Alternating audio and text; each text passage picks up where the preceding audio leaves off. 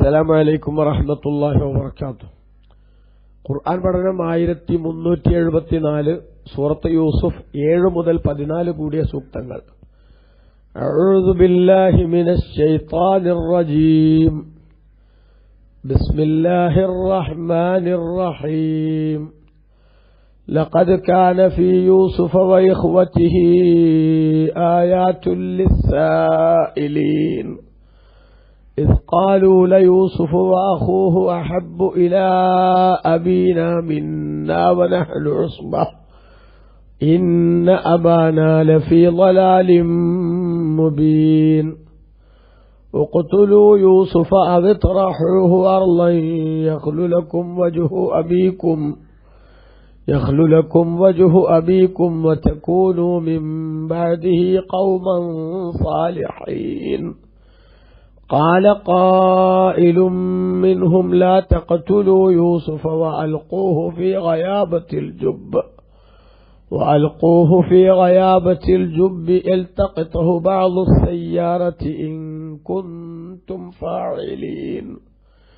قالوا يا أبانا ما لك لا تأمنا على يوسف وإنا له لناصحون أرسله معنا غدا يرتع ويلعب وإنا له لحافظون.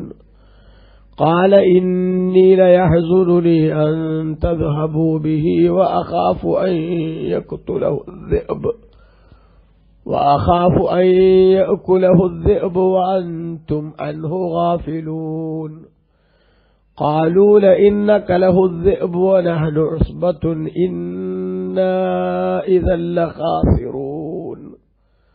صدق الله العظيم. بسم الله والحمد لله والصلاة والسلام على سيدنا محمد وآله وصحبه ومن تبعهم بإحسان إلى يوم الدين. أما بعد. لقد كان في يوسف നിശ്ചയം യൂസുഫ് അലൈഹിസ്സലാമിൽ ഉണ്ട്, വഇഖ്വതിഹി തന്റെ സഹോദരങ്ങളിലും ഉണ്ട്, ആയാത്തുൽ ലിസ്സായിലീൻ ചോദിച്ചു മനസ്സിലാക്കുന്നവർക്ക് ധാരാളം ദൃഷ്ടാന്തങ്ങളുണ്ട്. ഇദ് ഖാലു ആ സഹോദരങ്ങൾ പറഞ്ഞ സന്ദർഭം, ലയൂസുഫു അഖൂഹു യൂസുഫും തന്റെ സഹോദരൻ ബിന്യാമീനും അഹബ്ബു ഇലാ അബീന മിന്ന നമ്മുടെ പിതാവിലേക്ക് നമ്മളെക്കാൾ ഏറ്റവും ഇഷ്ടം കൂടിയവരാണ്. വാപ്പാക്ക് നമ്മളെക്കാളും ഇഷ്ടം ബിന്യാമീനോടും യൂസുഫിനോടുമാണ്. വനഹനു ഉസ്ബത്തുൻ നമ്മളാവട്ടെ ഒരു ശക്തമായ സംഘവുമാണ്, പ്രബല സംഘവുമാണ്. ഇന്ന അബാന നിശ്ചയം നമ്മുടെ വാപ്പ ലഫീ ളലാലിൻ മുബീൻ വ്യക്തമായ പിഴവിലാകുന്നു. കാരണം ഭൗതിക സംവിധാനങ്ങൾ വെച്ച് നോക്കുമ്പോൾ ശക്തന്മാരായ മക്കൾ ഇവിടെ ഉണ്ടാവുമ്പോൾ അവരിൽ നിന്നല്ലേ സഹായങ്ങൾ പ്രതീക്ഷിക്കേണ്ടത്, അവരല്ലേ ഈ വയസ്സായ ഉപ്പാനെ സംരക്ഷിക്കേണ്ടത്. അതുകൊണ്ട് തന്നെ അവരുടെ തൃപ്തിയല്ലേ കൂടുതൽ ഉപ്പ നോക്കേണ്ടത്. അത് നോക്കുന്നില്ലല്ലോ എന്ന അർത്ഥത്തിലാണ് അവർ പറഞ്ഞത്. ഉഖ്തുലു യൂസുഫ അവർ പറഞ്ഞു, നിങ്ങൾ യൂസുഫിനെ കൊല്ലുക. അബിത്രഹുഹു അർളൻ യഖ്ലു ലക്കും വജ്ഹു അബീക്കും അല്ലെങ്കിൽ നിങ്ങൾ ഏതെങ്കിലും ഒരു അകലെയുള്ള ഭൂമിയിൽ അവരെ കൊണ്ടുപോയി ഇടുക. അങ്ങനെ കൊണ്ടുപോയി ഇട്ടാൽ നിങ്ങളുടെ പിതാവിന്റെ മുഖം നിങ്ങൾക്കായി ഒഴിഞ്ഞു കിട്ടും. വതകൂനു മിൻ ബഅദിഹി അങ്ങനെ യൂസുഫിനെ ഇല്ലാതാക്കിയതിനു ശേഷം നിങ്ങളാവുകയും ചെയ്യുക ഖൗമൻ സാലിഹീൻ നല്ല പ്രവർത്തനങ്ങൾ നടത്തുന്ന ഒരു വിഭാഗമാവുകയും ചെയ്യുക എന്നവർ പറഞ്ഞു. അങ്ങനെ കൊല്ലുക എന്ന ചർച്ച വന്നപ്പോൾ ഖാല ഖായിലും മിൻഹും അവരിൽ നിന്നുള്ള ഒരാൾ തന്നെ പറഞ്ഞു, ലാ തഖ്തുലു യൂസുഫ നിങ്ങൾ യൂസുഫിനെ ഒരു കാരണവശാലും കൊല്ലരുത്. വൽഖൂഹു ഫി ഗയാബത്തിൽ ജുബ്ബി നിങ്ങൾ അദ്ദേഹത്തെ കിണറിന്റെ അടിയിലേക്ക് അഥവാ കിണറിന്റെ ഇരുട്ടിലേക്ക് നിങ്ങൾ അവനെ ഇട്ടുകളയുക. യൽതഖ്തുഹു ബഅദു സയ്യാറത്തി ചില യാത്രാ സംഘങ്ങൾ അവനെ കണ്ടെടുത്തുകൊള്ളും. ഇൻ കുന്തും ഫാഇലീൻ നിങ്ങൾ അങ്ങനെ ചെയ്യുന്നവരാണെങ്കിൽ, അഥവാ എന്റെ അഭിപ്രായത്തിൽ ഒന്നും ചെയ്യേണ്ടതില്ല. ഇനി യൂസുഫിനെ ഇല്ലാതാക്കിയേ അടങ്ങൂ എന്ന വാശിയുണ്ടെങ്കിൽ കൊന്നുകളയരുത്, മറിച്ച് കിണറ്റിലേക്ക് ഇട്ടാൽ മതി.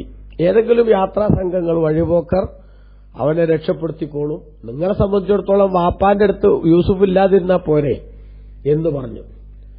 കാലു അങ്ങനെ അവർ പറഞ്ഞു, യാ അബാന ഞങ്ങളുടെ ഉപ്പ മാലക്കല മന്നാല യൂസുഫ്, നിങ്ങൾക്ക് എന്തു പറ്റി? നിങ്ങളെന്താണ് യൂസുഫിന്റെ വിഷയത്തിൽ ഞങ്ങളെ വിശ്വസിക്കാത്തത്, വിശ്വാസത്തിലെടുക്കാത്തത്? വൈന്നാലഹൂലനാഫിഹൂൻ, ഞങ്ങൾ അവന്റെ ഗുണകാംക്ഷികളല്ലേ, ഞങ്ങളുടെ സഹോദരൻ തന്നെയല്ലേ യൂസുഫും. അതുകൊണ്ട് യൂസുഫിനൊരു ബുദ്ധിമുട്ട് വരാതിരിക്കണമെന്ന് ഞങ്ങൾക്കും താല്പര്യമില്ലേ? അങ്ങനത്തെ ഞങ്ങളെ യൂസുഫിന്റെ വിഷയത്തിൽ വിശ്വാസത്തിലെടുക്കാതെ, യൂസുഫിനെ ഞങ്ങളുടെ കൂടെ വിട്ടുതരാതെ നിങ്ങളിങ്ങനെ പിടിച്ചുവെക്കുന്നത് എന്താണ് എന്നർത്ഥം. അതുകൊണ്ട് അർസിൽഹു മാനാകാതെ നാളെ ഞങ്ങളോടൊപ്പം യൂസുഫിനെയും നിങ്ങൾ അയച്ചു തരണം. അവൻ ഉല്ലസിക്കട്ടെ, വയൽആബ്, അവൻ കളിച്ചു വളരട്ടെ. ഹാഫിളൂൻ, ഞങ്ങൾ നിശ്ചയം യൂസുഫിനെ സംരക്ഷിച്ചുകൊള്ളാം. അതുകൊണ്ട് യൂസുഫിനെ കൂടി നാളെ ഞങ്ങൾ പോകുമ്പോൾ ഞങ്ങളെ കൂടെ വിട്ടുതരണമെന്ന് പറഞ്ഞു.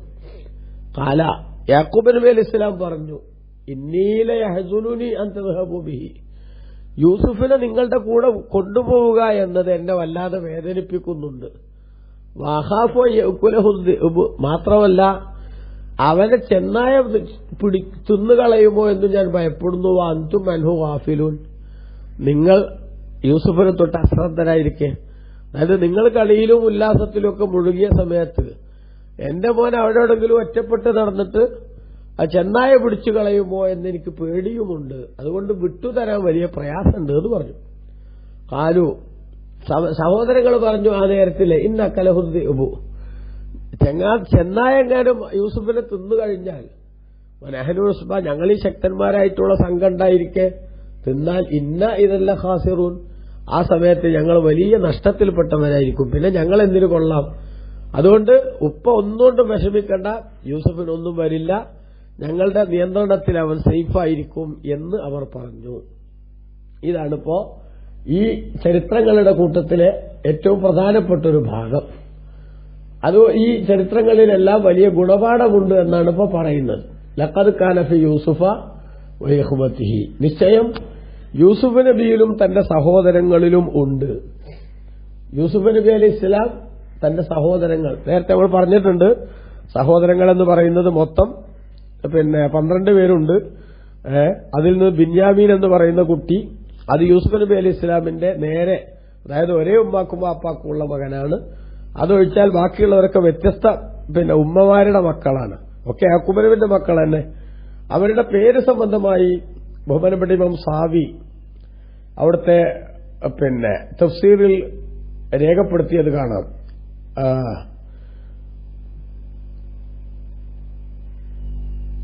അവരുടെ പേര് ഇമാം നസഫി അവിടുത്തെ തഫ്സീറിൽ രേഖപ്പെടുത്തിയത് കാണാം.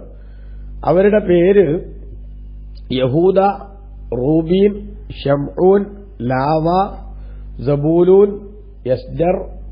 ഈ 10 മക്കളുടെ ഉമ്മ ലയ്യ എന്ന് പറയുന്ന ബീവിയാണ്, യാക്കൂബ് നബിയുടെ ഭാര്യ. വദാൻ, തഫ്താലി, വജാദ്, ആശർ എന്ന് പറയുന്ന 4 മക്കൾ. അവര് 2 അടിമ സ്ത്രീകൾക്കുള്ളതാണ്. സുൽഫത്ത്, ബൽഹത്ത് എന്ന് പറയുന്ന 2 അടിമ സ്ത്രീകൾക്കുള്ളതാണ്. അങ്ങനെ ലയ്യ ബീവി മരിച്ചതിന് ശേഷം ബഹുമാനപ്പെട്ട യാക്കൂബ് നബി അലൈഹി ഇസ്ലാം അവരുടെ സഹോദരിയായ റാഹേലിനെ കല്യാണം കഴിക്കുകയും അതിലുണ്ടായ മക്കളാണ് ബിന്യാമീനും യൂസുഫും എന്ന് ഇമാം നസഫി അവിടുത്തെ തഫ്സീറിൽ രേഖപ്പെടുത്തിയത് കാണാം. ഏതായാലും ബഹുമാനപ്പെട്ട ഖുർആൻ പറയുന്നത് ലഖദ് കാന ഫീ യൂസുഫ, യൂസുഫിലും വഇഖ്വതിഹി, അദ്ദേഹത്തിന്റെ സഹോദരങ്ങളിലും ഉണ്ട്. 11 സഹോദരങ്ങൾ, അവരിലുമുണ്ട് ആയാത്തുൽ ലിസ്സായിലീൻ, ചോദിച്ചു മനസ്സിലാക്കുന്ന, അവരുടെ വർത്തമാനത്തെ സംബന്ധിച്ച് ചോദിച്ചു മനസ്സിലാക്കുന്ന ആളുകൾക്ക് വ്യക്തമായ ദൃഷ്ടാന്തങ്ങളുണ്ട് എന്നാണ് ബഹുമാനപ്പെട്ട ഖുർആൻ ഇവിടെ പറയുന്നത്. അവരുടെ ചരിത്രം വളരെ കൂടുതൽ മനസ്സിലാക്കേണ്ട ധാരാളം ഗുണപാഠങ്ങൾ അടങ്ങിയിട്ടുള്ള ചരിത്രമാണ് എന്ന് ചുരുക്കം. എന്താണ് ആ പറഞ്ഞതിന്റെ ഉദ്ദേശം? അവരെക്കുറിച്ച് ചോദിച്ച് മനസ്സിലാക്കുമ്പോ എന്ന് പറഞ്ഞല്ലോ, അതുകൊണ്ട് ഉദ്ദേശിക്കുന്നത് ബഹുമാനപ്പെട്ട യൂസുഫ് നബി അലൈഹി ഇസ്ലാമിനെ സംബന്ധിച്ച് യഹൂദികൾ വന്നിട്ട്, മഹാനായ ഇമാം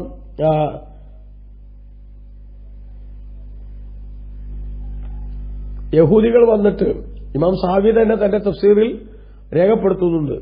അന്നൽ യഹൂദ ലമ്മാ സഅലു റസൂലുള്ളാഹി സ്വല്ലല്ലാഹു അലൈഹി വസല്ലം ഖിസ്സത്ത് യൂസുഫ്, യൂസുഫ് നബി അലൈഹി ഇസ്ലാമിന്റെ ചരിത്രത്തെ സംബന്ധിച്ച് യഹൂദികൾ റസൂലുള്ളാഹിയോട് ചോദിച്ചു. അങ്ങനെ മറ്റൊരു അഭിപ്രായത്തിലുള്ളത് സഅലു അൻ ഇന്തിഖാലി ഔലാദി യാഖൂബ മിൻ അർളി കനആൻ ഇലാ അർളി മിസ്ർ. മൊത്തത്തിൽ യൂസുഫ് നബിയുടെ ചരിത്രം അതേപോലെ സഹോദരങ്ങളുടെ ചരിത്രം ചോദിച്ചു എന്നോ, അല്ലെങ്കിൽ കൻആൻ എന്ന നാട്ടിൽ നിന്ന് എങ്ങനെയാണ് യാക്കൂബ് നബിയും കുടുംബവും മിസ്റിലെത്തിയത് എന്ന ചോദ്യം ചോദിച്ചു എന്ന്. രണ്ടാണെങ്കിലും ഫദക്കറ ലഹും തിൽക്കൽ ഖിസ്സത. അപ്പൊ നബി സല്ലല്ലാഹു അലൈഹി വസല്ലം തങ്ങൾ അവരോട് ഈ ചരിത്രം വിശദീകരിച്ചു കൊടുത്തു. യൂസുഫ് നബിന്റെയും യാക്കൂബ് നബി അലൈഹി ഇസ്ലാമിന്റെയും അതേപോലെ തന്നെ ഈ സഹോദരങ്ങളുടെ ഒക്കെ ചരിത്രം. അപ്പൊ വജദൂഹ മുതാബിഖത്തൻ ലിമാ ഫി തൗറാ, അവരുടെ തൗറാത്തിലുള്ള ചരിത്രത്തോട് പൂർണ്ണമായി യോജിച്ചുകൊണ്ടാണ് റസൂലുള്ളാഹിന്റെ വിവരണം വന്നത്. അപ്പൊ വഹീനൈദിൻ ഫയ്യ മിൻ ദലായിലി നുബുവത്തിഹി സല്ലല്ലാഹു അലൈഹി വസല്ലം, അപ്പോൾ റസൂലുള്ളാഹിയുടെ പ്രവാചകത്വത്തിന്റെ തെളിവുകളിൽപ്പെട്ടതാണ് ഹൈസു ഖസ്സ അലൈഹിം തിൽഖൽ ഖിസ്സ, ഈ ചരിത്രം റസൂലുള്ളാഹി അവർക്ക് വിവരിച്ചു കൊടുത്തപ്പോൾ ബി അബ്ലഗി വജ്ഹിൻ, ഏറ്റവും നല്ല രൂപത്തിൽ, ഉയർന്ന രൂപത്തിൽ തന്നെ മഅ കൗനിഹി ലം യസ്ബഖ ലഹു തഅല്ലുമു മിൻ അഹദിൻ വലാ ഖറഅ വലാ കതബ. നബി സല്ലല്ലാഹു അലൈഹി വസല്ലം തങ്ങൾ വായിച്ചു പഠിക്കുകയോ അല്ലെങ്കിൽ എഴുതുകയോ ചെയ്യാത്ത സ്വഭാവക്കാരനായിരുന്നിട്ടും നബിതങ്ങൾ ഇത്രയും കൃത്യമായി ആ ചരിത്രം വിവരിച്ചു കൊടുത്തപ്പോൾ മുൻകാലത്ത് ആരിൽ നിന്നും അത് പഠിക്കാനുള്ള അവസരം ഉണ്ടാകാത്ത, എന്നാൽ ഗ്രന്ഥങ്ങൾ നോക്കി വായിക്കാൻ പഠിച്ചിട്ടില്ലാത്ത നബി സല്ലല്ലാഹു അലൈഹി വസല്ലം തങ്ങളിൽ നിന്ന് ഇത്രയും കറക്റ്റായ ചരിത്രങ്ങൾ വിവരിച്ചു കിട്ടിയപ്പോൾ അത് നബി സല്ലല്ലാഹു അലൈഹി വസല്ലം തങ്ങൾ കൃത്യമായ സോഴ്സിൽ നിന്ന് വിവരങ്ങൾ ലഭിക്കുന്ന ഉന്നത വ്യക്തിത്വമാണ്, അഥവാ പ്രവാചകരാണ് എന്നതിന്റെ രേഖയായി അത് മാറുകയാണ്. അതുകൊണ്ടാണ് അള്ളാഹു പറയുന്നത് ലഖദ് കാന ഫീ യൂസുഫ ഇഖ്വതിഹി, യൂസുഫ് നബിയിലും തന്റെ സഹോദരങ്ങളിലുമുണ്ട് ആയാത്തുൽ ലിസ്സായിലീൻ, ചോദിച്ച് അവരുടെ ചരിത്രം ചോദിക്കുന്നവർക്ക് ദൃഷ്ടാന്തങ്ങളുണ്ട് എന്ന് പറഞ്ഞത്. എന്താണ് ദൃഷ്ടാന്തങ്ങൾ എന്ന ചർച്ചയിൽ നമുക്ക് മനസ്സിലാക്കാൻ സാധിക്കും. തഫ്സീർ ഖാസിനിലും മറ്റൊക്കെ നമുക്ക് കാണാം, ചോദിച്ചു മനസ്സിലാക്കുന്ന ആളുകൾക്ക്, പഠിക്കുന്ന ആളുകൾക്ക് പാഠങ്ങളുണ്ട്.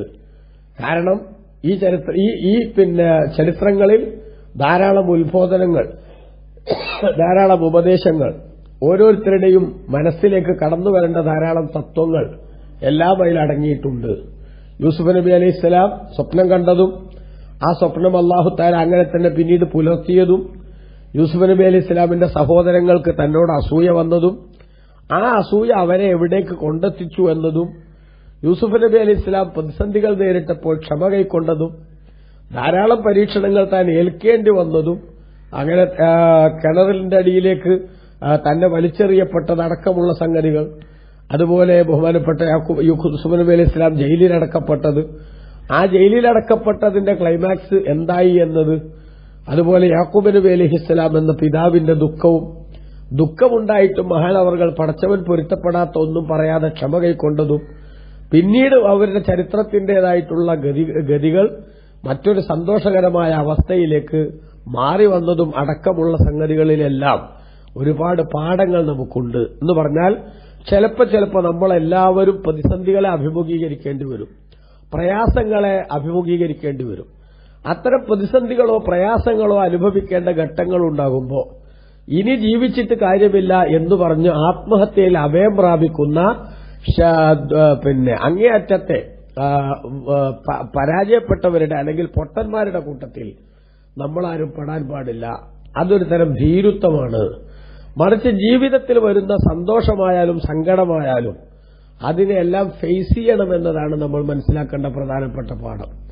അതുകൊണ്ട് തന്നെ നമ്മൾ ഒരിക്കലും ജീവിതത്തിൽ വരുന്ന എന്തൊരു സംഭവമാകട്ടെ ഇത് അവസാനമാണ്, ഇനി ഇതിന്റെ അപ്പുറത്തേക്കൊന്നുമില്ല എന്ന് ചിന്തിക്കുന്നതിന് പകരം എന്തു വന്നാലും അള്ളാഹു കണക്കാക്കാത്തതൊന്നും വരില്ല. മാഷാ അള്ളാഹു ഖാൻ ഒമാലം വെക്കുൽ, അള്ളാഹു ഉദ്ദേശിച്ചതുണ്ടാകും, അല്ലാത്തതുണ്ടാവില്ല.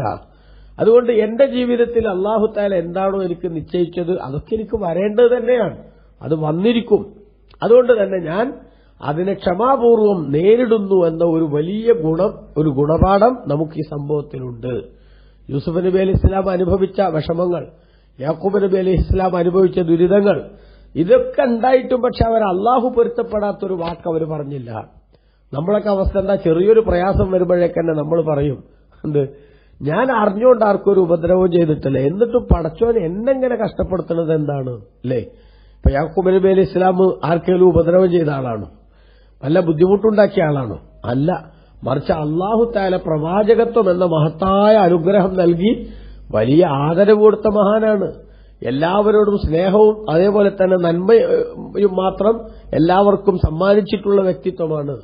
പരീക്ഷണങ്ങൾ വന്നാൽ ആ പരീക്ഷണങ്ങൾ ആർക്കായാലും അവരത് ക്ഷമയോടുകൂടെ നേരിടുമ്പോൾ അവർക്ക് വലിയ പ്രതിഫലം ലഭിക്കും. ഇതാണ് ഇതിൽ നിന്നുള്ള പ്രധാനപ്പെട്ട ഒരു ഗുണപാഠം. അതാണ് ഇതിൽ ചോദിച്ചു മനസ്സിലാക്കുന്ന ആളുകൾക്ക് ദൃഷ്ടാന്തങ്ങളുണ്ട് എന്ന് അല്ലാഹു സുബ്ഹാനഹു വ തആല വിശദീകരിച്ചത്.